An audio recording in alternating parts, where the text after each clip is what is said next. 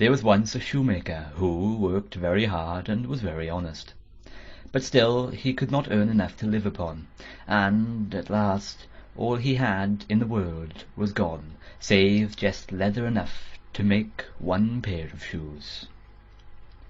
Then he cut his leather out, all ready to make up the next day, meaning to rise early in the morning to his work.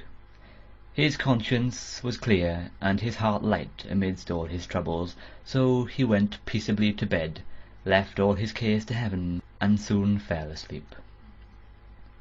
In the morning, after he had said his prayers, he sat himself down to his work, when, to his great wonder, there stood the shoes already made upon the table.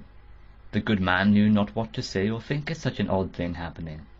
He looked at the workmanship. There was not one false stitch in the whole job.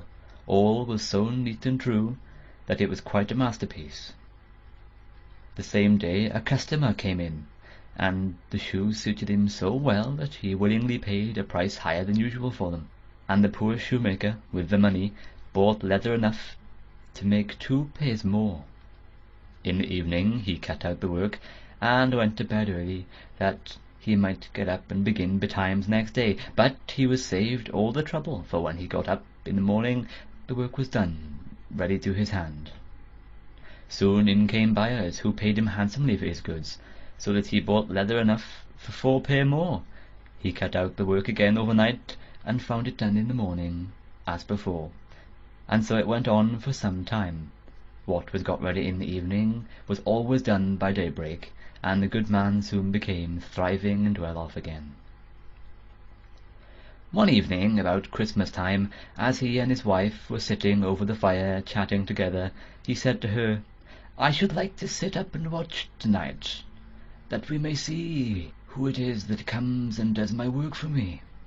The wife liked the thought, so they left the light burning, and hid themselves in a corner of the room behind a curtain that was hung up there, and watched what would happen.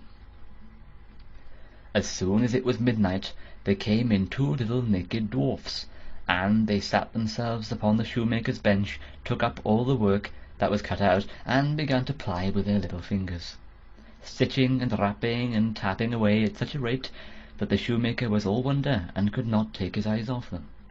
And on they went till the job was quite done, and the shoes stood ready for use upon the table.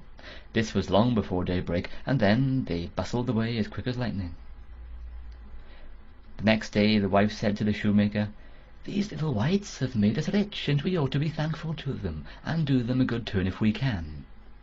I am quite sorry to see them run about as they do, and indeed it is not very decent, for they have nothing upon their backs to keep off the cold.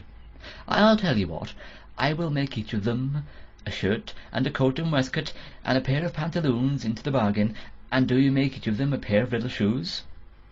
The thought pleased the good cobbler very much, and one evening, when all the things were ready, they laid them on the table instead of the work that they used to cut out, and then went and hid themselves to watch what the little elves would do.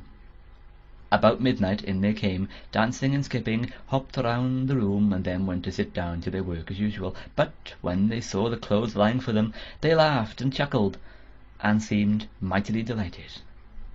Then they dressed themselves in the twinkling of an eye, and danced and capered and sprang about as merry as could be, till at last they danced out of the door and away over the green.